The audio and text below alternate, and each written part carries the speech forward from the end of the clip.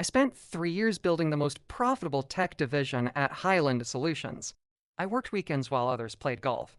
I skipped family dinners to close deals nobody else could touch. I became the silent architect of every major contract the company signed. But when the board announced the new vice president position, they chose Marcus, a straight guy who spent more time at happy hour than at his desk. The decision came during our quarterly meeting. 12 executives around the table. Richard, our president, stood up and smiled. He looked at Marcus and said the company needed someone with traditional leadership qualities, someone clients could relate to naturally. He never looked at Means. The room went silent. Everyone knew what those words really meant. I sat there, my coffee cup halfway to my lips, frozen. 3 years of my life reduced to not fitting their image of leadership. That moment taught me something crucial. Your work means nothing if they decide you're not the right kind of person to represent success. I believed hard work would speak for itself. I closed the Meridian account, worth $8 million, while others failed. But during team lunches, jokes about my voice and gestures circulated like casual weather talk. Bradley from sales would mimic how I held my coffee cup. Others laughed. I laughed too, pretending it did not cut deep. Until the day I walked into Richard's office expecting recognition, and walked out realizing I would always be invisible to them. One detail. If you've ever felt judged just for being who you are, or know someone who has gone through that, this story will touch you and you'll want to follow it to the end. Subscribe and help give voice to stories that should no longer remain silent. My name is Cameron. I am 34 years old and I work as Senior Account Director at Highland Solutions, a consulting firm in Boston. We help technology companies expand into new markets. My job sounds fancy, but the reality is simpler. I analyze data, build relationships, and convince wealthy clients that we can make them wealthier. I am good at it. Actually, I am exceptional at it. But nobody at Highland wants to admit that. My mornings start at 6. I hit the gym before anyone else arrives at the office. I learned early that being invisible means working twice as hard for half the recognition. By 8, I am at my desk with reports already reviewed and emails already sent. My colleague stroll in around 9, coffee in hand, talking about their weekend plans. I smile. I nod. I never mention that my weekend involved building financial models while they watch football. The office sits on the 15th floor of a glass tower downtown. Floor-to-ceiling windows. Expensive furniture. Everything designed to impress clients. But the culture inside is stuck somewhere in the 1950s.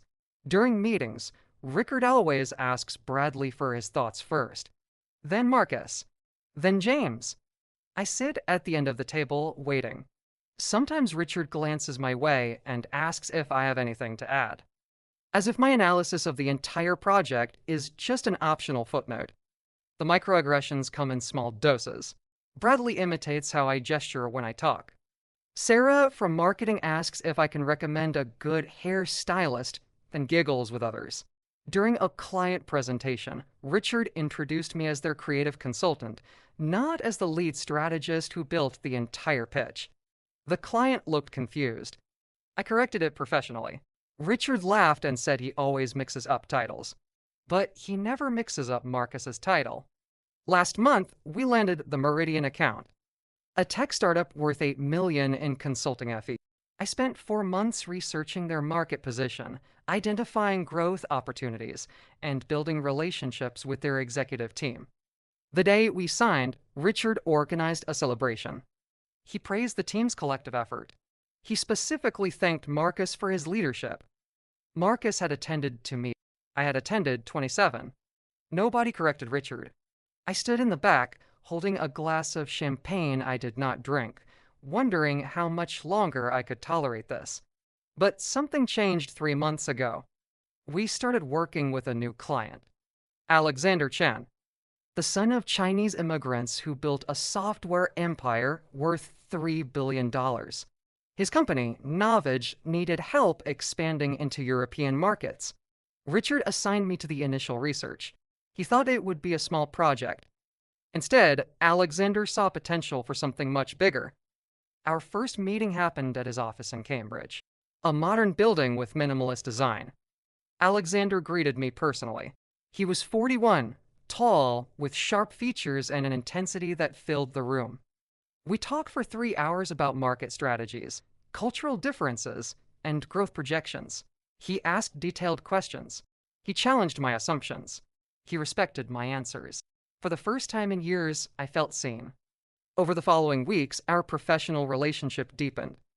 We met twice a week, sometimes at his office, sometimes at coffee shops near Harvard. Alexander treated me like an equal. He valued my insights. He never questioned my authority or made jokes about how I presented myself. He just listened, engaged, and appreciated the quality of my work. It felt revolutionary after years at Highland. One evening, after a particularly long strategy session, Alexander suggested we grab dinner. Nothing fancy. A small Italian place in the North End. We talked about everything except work. Our families. Our struggles. Our dreams. He told me about growing up as the son of immigrants, always feeling pressure to prove himself. I told him about growing up gay in a small town in Ohio, always feeling like I had to hide parts of myself to survive. We connected on a level that went beyond business. That dinner became a weekly tradition. Then twice a week. Then almost every night. We discovered we both loved jazz music. We started going to clubs in the South End. We laughed at the same stupid jokes. We debated politics and philosophy until midnight. And slowly, carefully, we fell in love. Neither of us rushed it.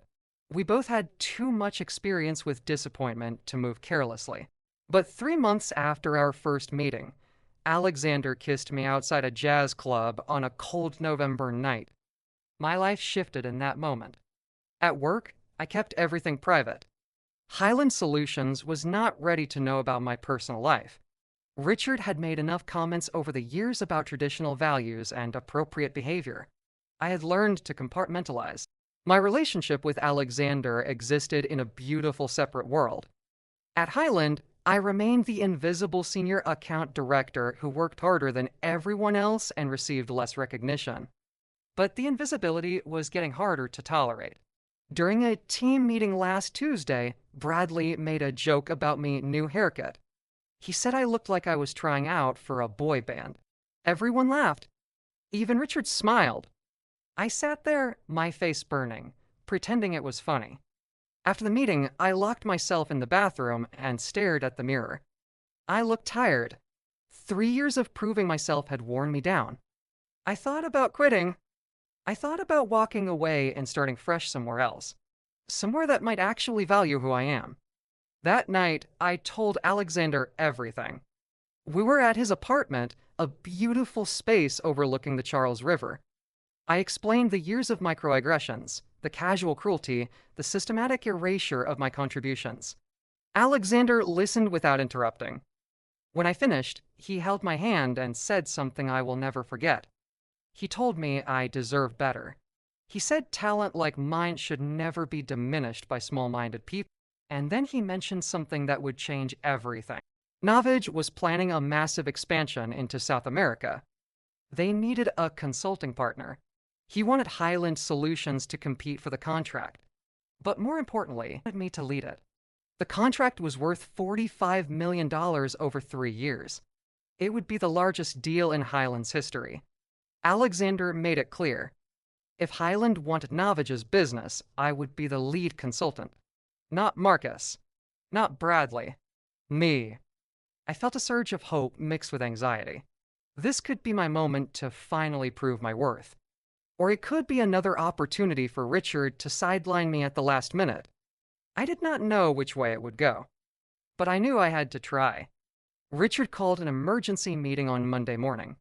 His assistant sent the email at 7, marked urgent. Everyone gathered in the main conference room by 8. Richard stood at the head of the table, practically vibrating with excitement.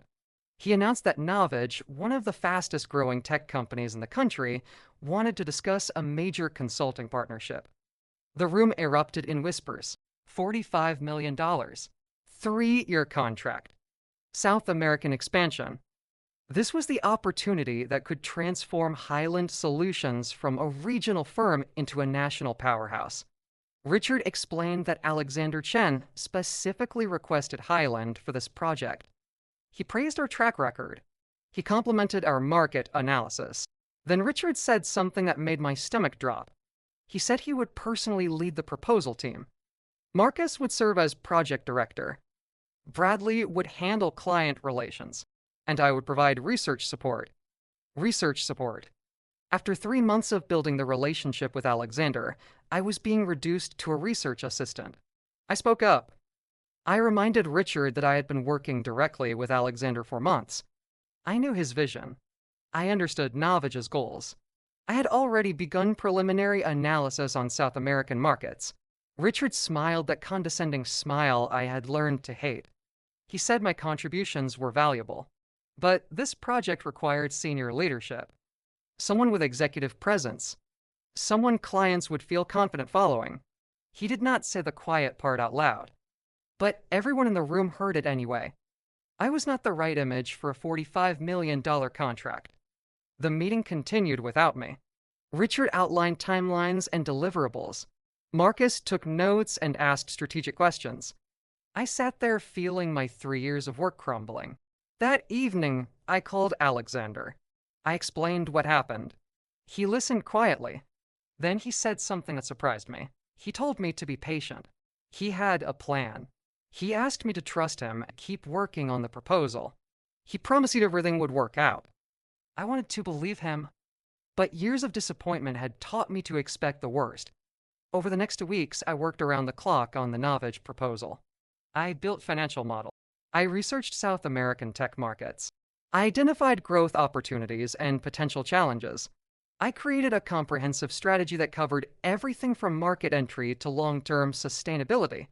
Meanwhile, Marcus took credit and me. Richard praised his leadership. Bradley made jokes about me being the numbers guy.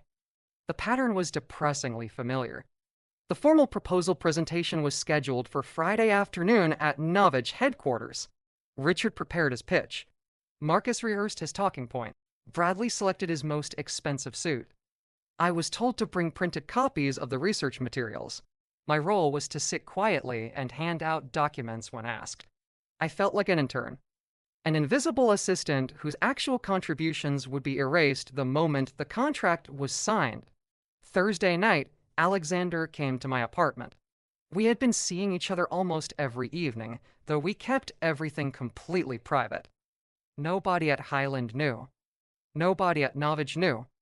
We existed in our own protected bubble. Alexander cooked dinner while I finished preparing materials for the presentation. He made pasta with homemade sauce. We ate on the couch, my laptop balanced on the coffee table between us. He asked how I was feeling. I admitted I was terrified. Terrified that Richard would succeed. Terrified that I would spend the rest of my career being invisible. Terrified that hard work would never be enough. Alexander put down his fork. He looked at me with an intensity that made my heart race. He said he needed to tell me something about the presentation. Something I needed to hear before tomorrow. He explained that he had structured the Novage contract with specific requirements. The lead consultant had to be someone with direct knowledge of Novage's operations, someone who had been involved in preliminary planning, someone Alexander personally trusted. He had built those requirements specifically around my qualifications. Nobody else at Highland could meet them. Not Richard. Not Marcus. Not Bradley. Only me. I stared at him, trying to process what he was saying. He smiled and touched my face gently. He said he believed in my talent long before we fell in love. The relationship was real. The feelings were genuine. But he also refused to let a company like Highland waste someone with my abilities. He wanted me to lead this project because I was the best person for the job. Everything else was just Richard's prejudice getting in the way of good business. Tomorrow's presentation would make that clear. I should prepare myself. Things were about to change dramatically. Friday morning arrived with unexpected snow. Boston was covered in white, the city moving slower than usual. I dressed carefully.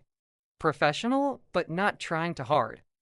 I had learned that trying too hard made me a target for jokes. Richard, Marcus, and Bradley met me in the lobby of Novage headquarters at 9. Richard was in full performance mode. Big smile. Firm handshake. Confidence radiating from every pore. We took the elevator to the 20th floor. Alexander's executive assistant greeted us and led us to a large conference room with views of the harbor. Alexander entered with his leadership team. 6 executives responsible for different aspects of Novage operations. Introductions went around the table. Richard launched into his prepared pitch. He talked about Highland's history. He emphasized their track record with major clients. He positioned himself as the visionary leader who would guide Novage's expansion. Marcus added details about project management. Bradley discussed relationship. I sat at the far end of the table, silent, holding my folder of research materials. Nobody acknowledged me. I was furniture. After 30 minutes, Alexander interrupted. He thanked Richard for the presentation.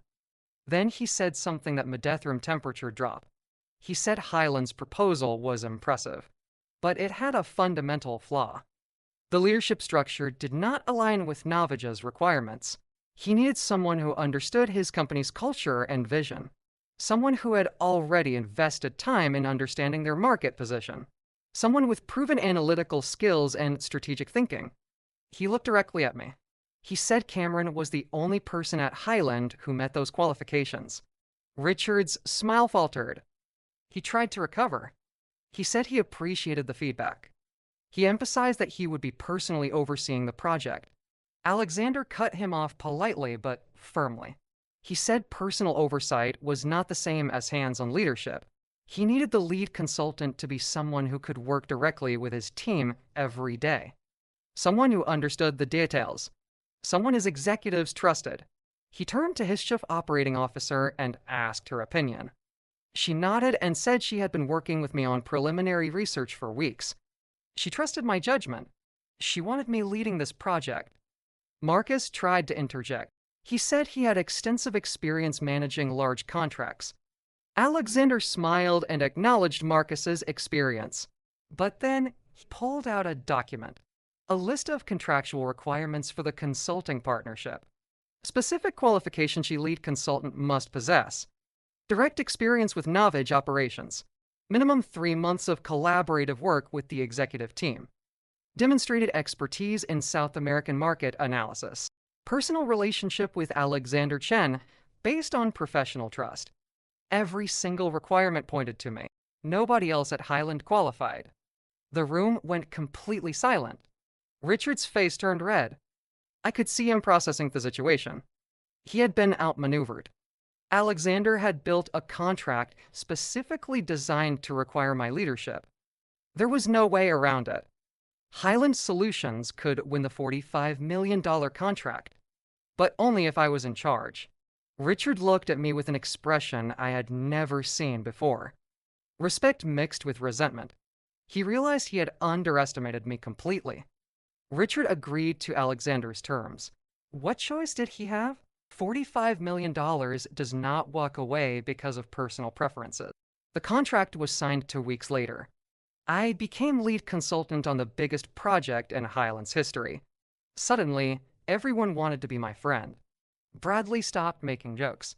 Sarah from marketing asked for my advice on campaigns.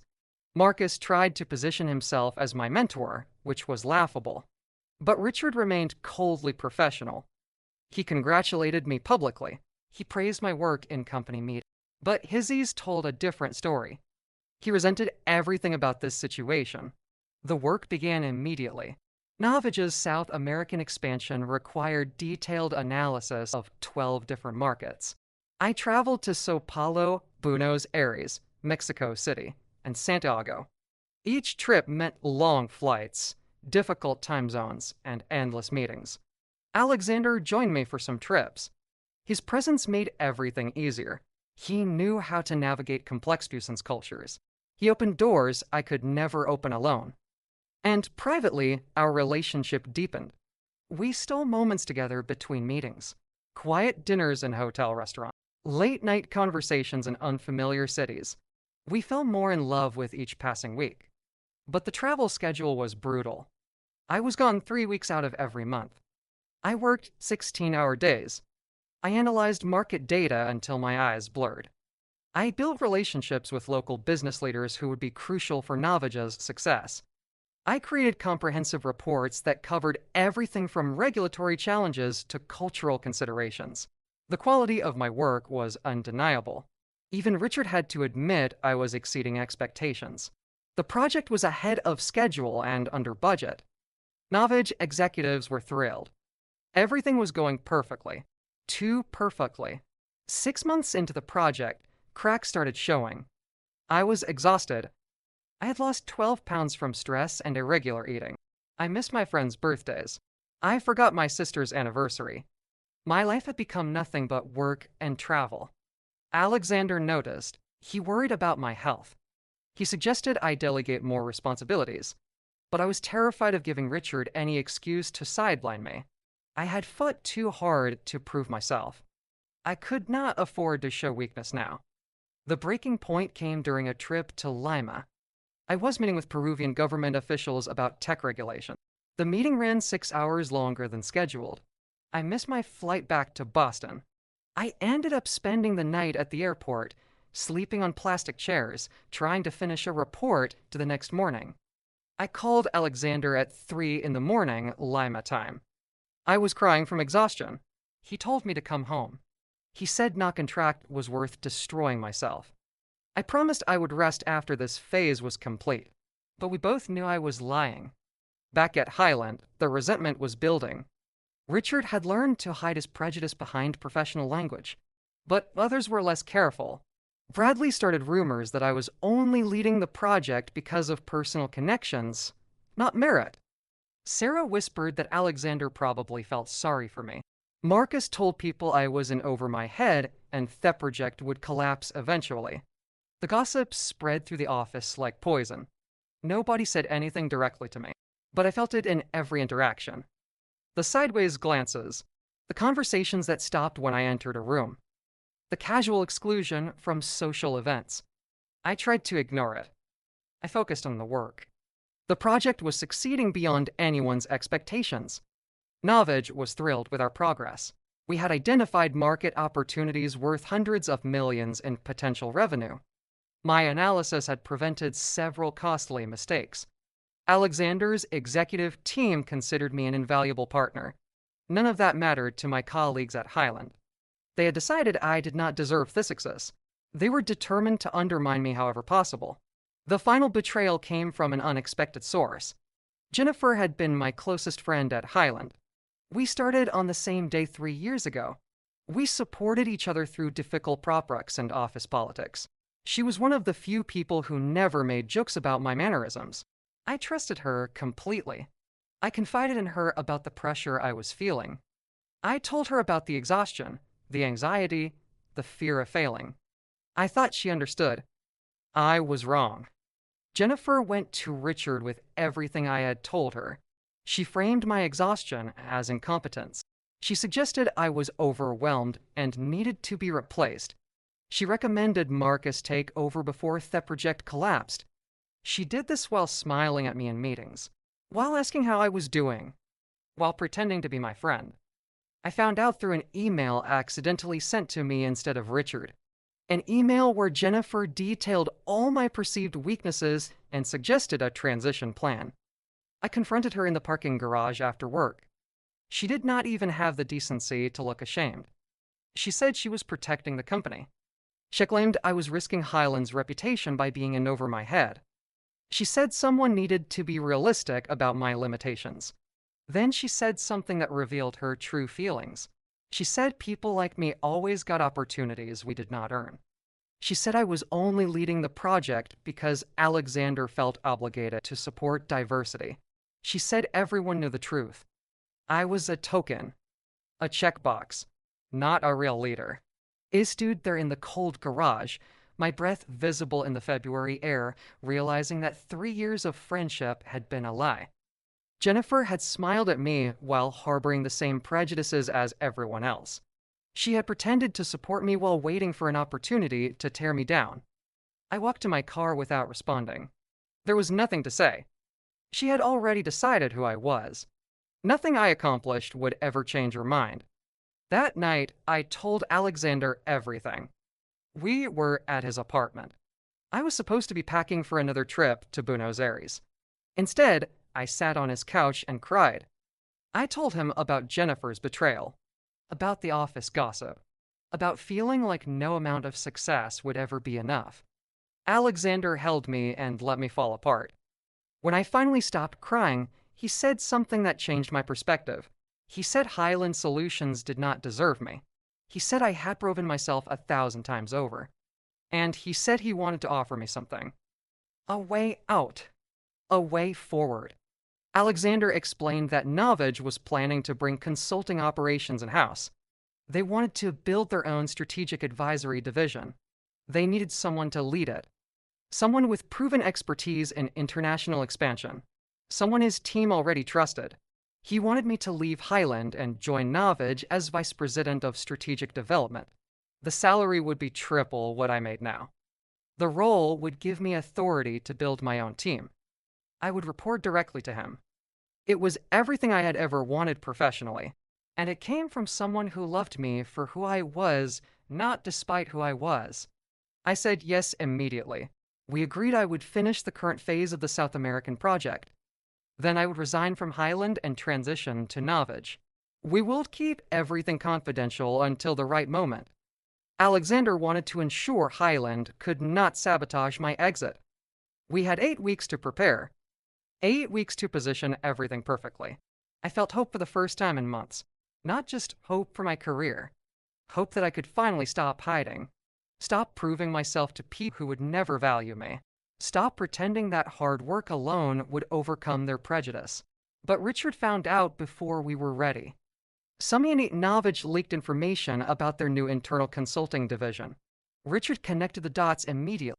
He called me into his office on a Wednesday morning. He closed the door and asked directly if I was planning to leave. I could have lied. I could have bought more time. But I was tired of lying. Tired of protecting people who did not protect me. I told him yes. I was leaving Highland to join Novage. I would finish my current responsibilities first. Then I was done. Richard's face went through several emotions. Shock. Anger. Calculation. He asked if Alexander Chen was involved. I said yes. Richard leaned back in his chair and laughed. A bitter, ugly laugh. He said he should have known. He said it all made sense now. The contract requirements. The insistence on my leadership. The special treatment. He said Alexander was obviously sleeping with me and this whole project had been a setup. He said I had manipulated a client relationship for personal gain. He said I was unethical and unprofessional. He said I had betrayed Highland's trust. I sat there listening to him destroy 3 years of my work with casual cruelty. Then I responded. I told him my relationship with Alexander began months into our professional collaboration. I told him that Alexander valued my work long before we became romantically involved. I told him the contract requirements were based on merit, not favoritism. I told him that Highland's biggest problem was not my ethics. It was his prejudice, his inability to see past his narrow definition of leadership, his systematic dismissal of anyone who did not fit his comfortable worldview. Richard stood up. His face was red. He told me I was fired effective immediately. I was to pack my desk and leave the building within the hour. Security would escort me out. He would handle the transition of my projects personally. He did not care about Novage's contract requirements. He would not allow me to hold Highland hostage with threats of taking clients. He said I was finished in this industry. He would make sure everyone knew what kind of person I really was. He would destroy my reputation so thoroughly that no legitimate firm would ever hire me. I left his office and walked directly to my desk. Bradley and Marcus watched from across the room. Jennifer pretended to be on a phone call. Sarah stared at their computer screen. Everyone knew what was happening. Everyone watched me pack 3 years of my professional life into a cardboard box. Nobody said goodbye. Nobody acknowledged me. Security arrived and escorted me to the elevators. I rode down 15 floors in silence. The security guard was polite, but distant. He walked me to my car and watched me drive away. Highland Solutions disappeared in my rearview mirror. I felt like I should be crying. Instead, I felt strangelical, almost relieved. That evening, Alexander came to my apartment. I was sitting on the couch, still wearing my work clothes, staring at the cardboard box of desk supplies. He sat next to me and asked how I was feeling. I said I felt empty. 3 years of work erased in an hour. My reputation destroyed by a man who never valued me anyway. Alexander smiled and told me not to worry. He said Richard had made a critical mistake. Richard did not realize that the Novage contract included specific performance requirements. Requirements that only I knew how to fulfill. Requirements that were legally binding. Highland Solutions could not complete the project without me. And Alexander had no intention of releasing them from the contract. Richard was about to learn a very expensive lesson about underestimating people. The legal letter arrived at Highland Solutions on Friday morning. Novage's attorneys sent it via courier. The message was simple and devastating. Cameron Reese was removed from the project in violation of contractual obligations. Highland Solutions had 72 hours to reinstate Cameron as lead consultant or face immediate termination of the contract. Termination included return of all fees paid to date, approximately $6 million. Additionally, Novage reserved the right to pursue damages for breach of contract, potentially adding another $10 million in penalties. Richard had fired me thinking he was teaching me a lesson. Instead, he had created a $16 million disaster. Richard called me within an hour of receiving the letter. I let it go to voicemail. He called again. I ignored it. He sent an email asking me to meet him to discuss options. I deleted it. On Saturday, his personal assistant called begging me to take a meeting. I said no. On Sunday, Richard showed up at my apartment building. The doorman called to ask if I wanted to see him. I said I was not home. Richard spent 3 days trying to reach me while Highland's lawyers scrambled to find a way out of the contract. There was no way out. Alexander's legal team had built an airtight agreement. Highland was trapped. Monday morning, Alexander made everything public. Novage issued a press release announcing major changes to their consulting partnership. The release explained that Highland Solutions had violated contract terms by removing key personnel for discriminatory reasons. Novage was terminating the relationship effective immediately. They would be pursuing full legal remedies. The release included quotes from Alexander about Novage's commitment to working with partners who valued talent over prejudice. It was professional, measured, and absolutely damaging to Highland's reputation. The business press picked up the story within hours. Articles appeared in the Boston Globe, the Wall Street Journal, and Forbes. All of them told the same story. Highland Solutions, a respected consulting firm, had sabotaged its own biggest contract because the lead consultant was gay. Richard gave an interview trying to defend the decision. He claimed it was about project management, not discrimination. Nobody believed him, especially after 3 former Highland employees came forward anonymously describing years of similar behavior. Bradley's jokes, Sarah's comments, Marcus's condescension, Jennifer's betrayal. Suddenly, everything was public. The culture at Highland Solutions was exposed for what it really was. Highland's other clients started asking questions. 2 major accounts put projects on hold pending internal reviews. Another client terminated their contract entirely, citing concerns about Highland's values and judgment. Highland's revenue projections collapsed overnight. Richard called emergency meetings with the partnership. They needed to contain the damage. They needed someone to blame. They needed a way to survive this crisis. Richard decided to make me the scapegoat. He held a press conference claiming I had manufactured the discrimination narrative to extort money from Highland. He said I had manipulated Alexander Chen and abused a client relationship for personal gain. He said Highland was the real victim here. A good company being destroyed by a disgruntled employee with an agenda. He thought going on offense would work. He thought attacking me would make the story go away. He was spectacularly wrong. Alexander responded with receipts, emails, meeting notes, performance reviews, 3 years of documentation showing my contributions to Highland, evidence off microaggressions and systemic discrimination, testimony from Novage executives about my professionalism and expertise. Alexander released everything through Novage's public relations team. The story shifted again. Now, Richard was not just prejudiced. He was a liar. A man so desperate to cover his mistakes that he would destroy someone's reputation with false accusations. Then came the part Richard never expected. The investigation. The business press started digging into Highland Solutions. They found financial irregularities, questionable billing practices, inflated expenses on client projects. Nothing illegal on its own. But together, it painted a picture of a company cutting corners and overcharging clients. Highland's insurance company started their own investigation. Several clients demanded audits. The Massachusetts Attorney General's office opened a preliminary inquiry into potential fraud.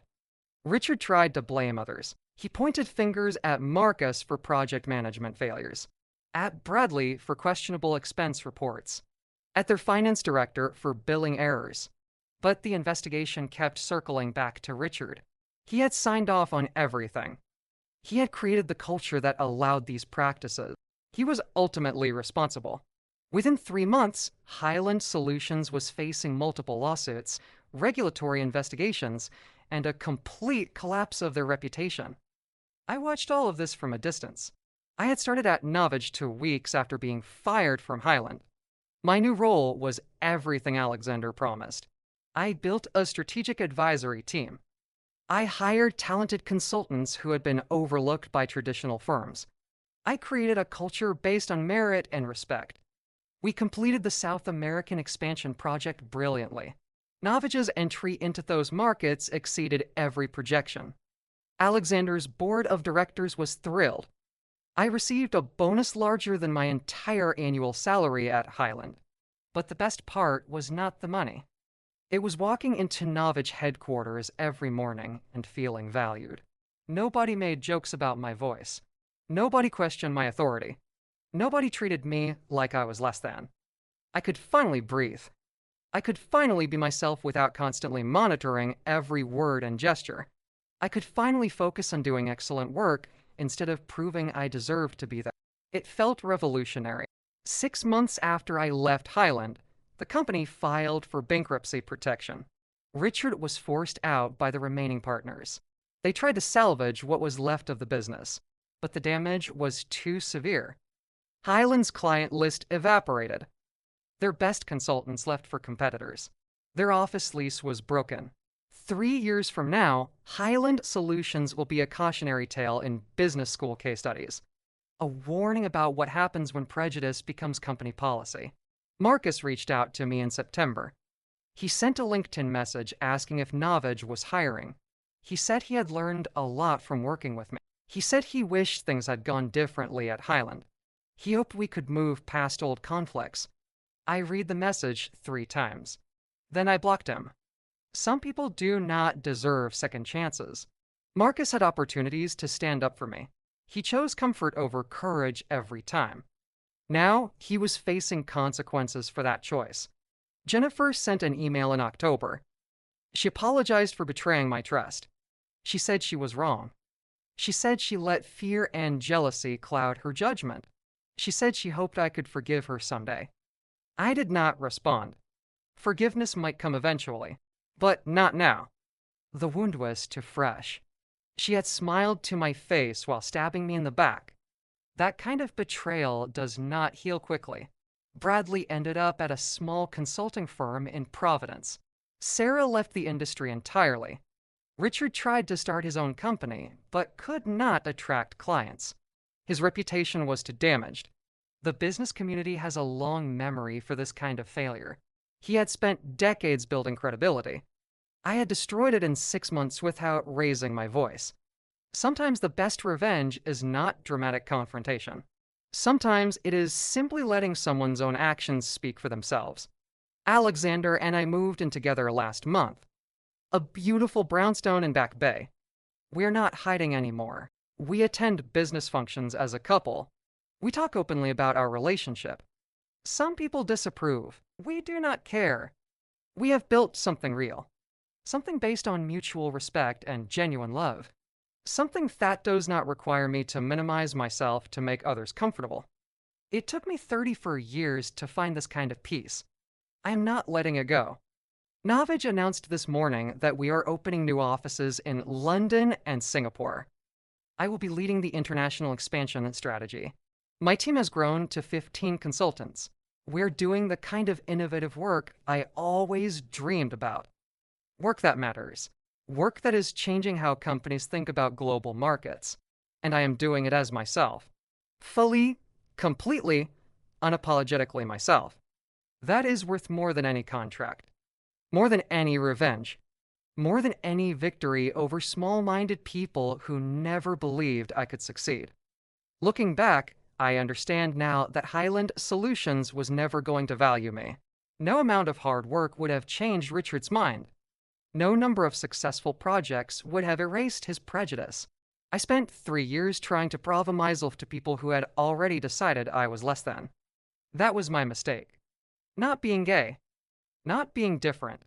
But believing that excellence alone would overcome their bias. The truth is harder and simpler. Some people will never see past their narrow definitions of success. They will never recognize talent that does not match their expectations. They will sabotage and undermine and destroy rather than admit they were wrong. Fighting them directly is exhausting and usually futile. But building something better somewhere else? That works. That wins. I did not destroy Highland Solutions through dramatic confrontation. I destroyed it by being excellent somewhere else. By showing Alexander and Navaj and the entire business community what Highland threw away. By proving that their loss was someone else's gain. That is the lesson I wish I had learned earlier. Your value is not determined by people who refuse to see it. Your worth exists independent of their recognition. The goal is not changing their minds. The goal is finding people who already understand what you bring to the table. I am proud of who I am now. Proud of surviving 3 years of casual cruelty. Proud of building something meaningful at Navaj. Proud of loving Alexander openly and honestly. Proud of creating opportunities for other people who have been overlooked and underestimated. This journey was painful, but it taught me that resilience is not about enduring abuse silently. It is about knowing when to walk away. When to stop fighting for scraps of recognition from people who will never truly. When to build your own table instead of begging for a seat at theirs. If my story inspired you, if you've ever felt diminished or know someone who has, subscribe to the channel and turn on notifications. Here, we share real stories of overcoming resistance. And if you have your own story of triumph against prejudice, share it in the comments. Your experience can inspire someone going through a similar situation. Remember, your value is not defined by others' prejudice. Your talent is greater than any barrier they try to put in your way. And sometimes the best revenge is simply being who you are without apologizing. Thank you for watching, and see you in the next story, which will be even more impactful.